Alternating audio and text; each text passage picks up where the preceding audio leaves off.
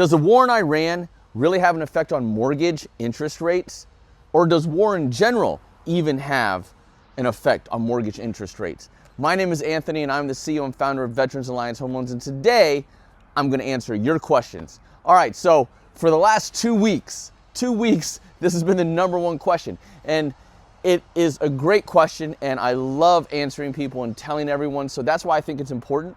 I'm going to tell you right now out there. And I actually have notes here so you know. So first off, I need everyone to realize how mortgage rates are derived, meaning the mortgage rates that you see are not the same as the Fed funds rate. When I say the Fed funds rate, that's that meeting they have every other month where the Fed announces whether they're going to raise or lower rates. That has zero to do with mortgage rates. All right, and here's why. Mortgage rates are derived, okay, from bond yields, okay, from bonds, okay? So what happens during war and conflict? I'm gonna use the word war and conflict interchangeably also throughout this video. So, you know what, first you need to know what conflict does is conflict, you know, leads to inflationary caution, hey, are we gonna go into an inflationary period? Oil, treasury yields, all right, the Fed expectations and recession risk. I had to write this all down because there's a lot of information here to unpack. You know, so that all comes into effect when you see a mortgage rate happening right now. So out of that list that I said you, what did you see, the public, what did you see in the last 2 to 3 weeks happen? Oil prices went up, right? So treasury yields, also bond yields, also have risen. So when bond yields go up, mortgage rates go up. So know this, mortgage rates have nothing to do with the short-term Fed funds rate. What I want you to watch on the news is bond yields. If bond yields are going up in mortgage-backed securities, then guess what? Rates are going to go up. So now let's go over the data. Let me tell you the data. Do wars and conflicts actually make mortgage rates go up? Let's find out. So let's go all the way back to World War I. Now, World War I, the data out there, I got into the Encyclopedia Britannica.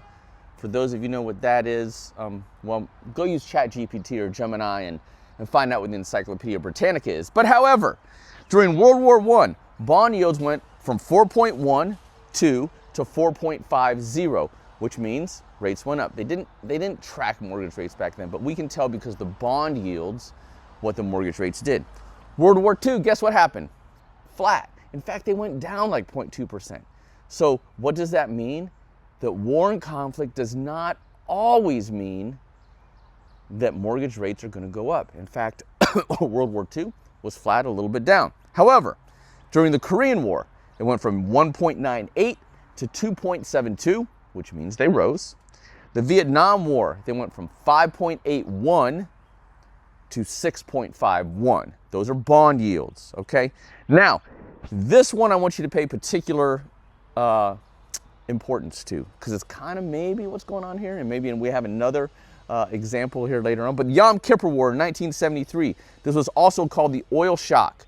All right, bond yields went from 5.18% to 6.09%. Why? Remember the word that I said on what conflicts do? Oil.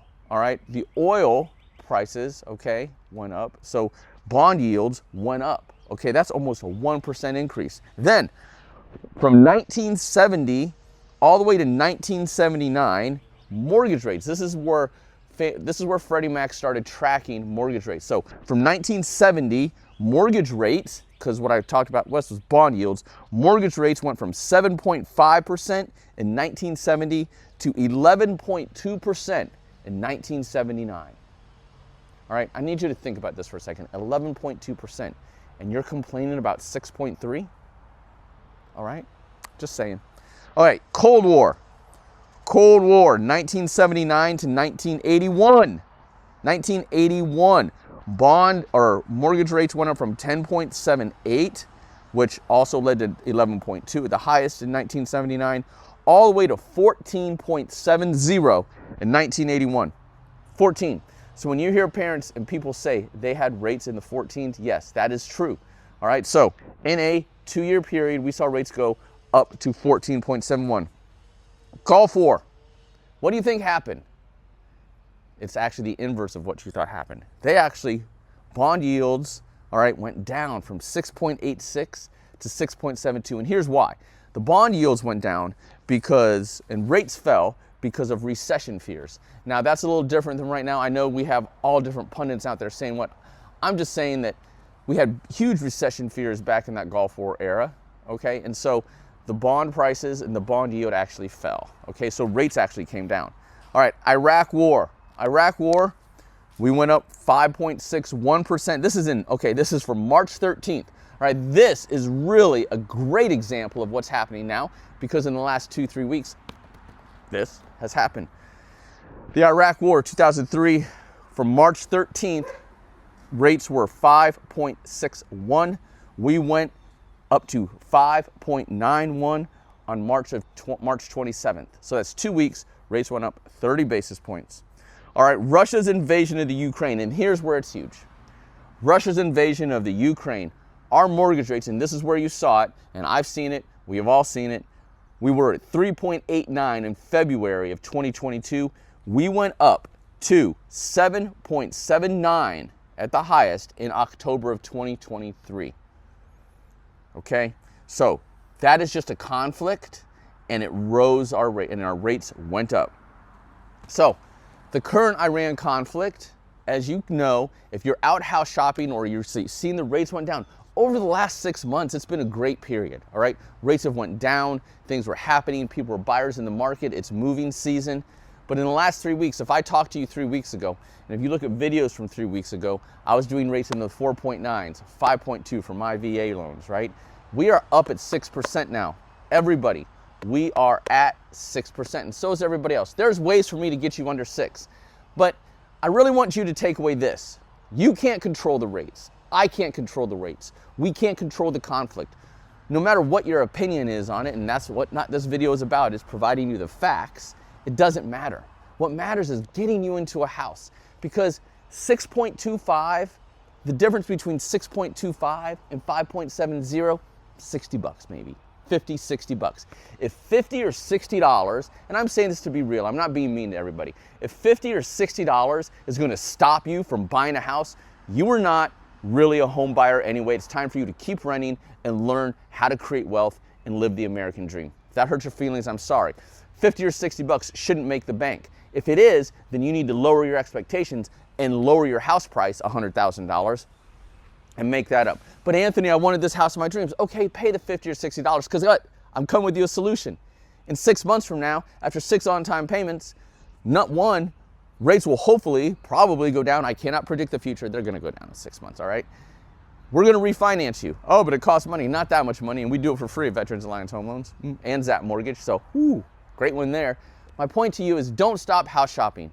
Don't beat up your loan officer, all right? If you're out there, and this is to all the other loan officers, you can send this video. I hope you send these videos to your consumer and say, this guy has a point. Don't beat him up right now because his rate has gone up from 5.85 to 6.3. Or it went from 5.4 to 6.0. We have rose half a point. In the last 3 weeks, we are half a point or more. I don't know what today's gonna do. Yesterday, for example, was it yesterday? Yeah, I believe it was yesterday. Rates went down 35 basis points in about 35 minutes. My director of operations, we locked some people. They made quick decisions. They said yes, they trusted her, and they locked, and they got their good rate back. We also called some people. And they said, oh, well, let me talk to my wife about it. Let me think about that. I know it sounds good, but we really wanted to get down another 1/8 of a point, 1/8 of a point. Some people said to me on the phone, yeah, but we want that other 1/8. And I'm like, okay, an 1/8 is like $20 a month. Yeah, but we really want that 1/8. Let me talk to them. By the time they talked to their spouse or whoever it was, or thought about it, within that hour, rates went back up. In fact, they went back up further. So people that waited and didn't make a decision when the loan professional, and not ChatGPT or Gemini, God bless you guys, or computers out there, but the person in the fucking mud doing the work for you said, hey, you should lock your rate right now. We've got a blip in time. Boom, news happened, things escalated, whatever, and rates went back up. Rates are back up again today. But don't worry, here at Veterans Alliance Home Loans, I have a ways for all those of you that are in contract, we're going to work to get you the best rates out there, all right? But just know, rates are up.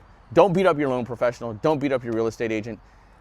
50 or 60 bucks is not going to make or break the bank, all right? And you might say, oh, that's easy for you to say. No, it's not easy for me to say. it's easy for me to say that if you're buying a house, $50 or $60 is, hey, maybe we don't go out and eat at Arby's one day, or maybe we don't have as many Starbucks. Maybe we do something else, but we get the house of our dreams, okay?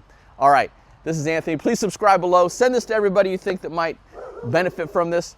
Love you. Talk to you soon. Dominate the day.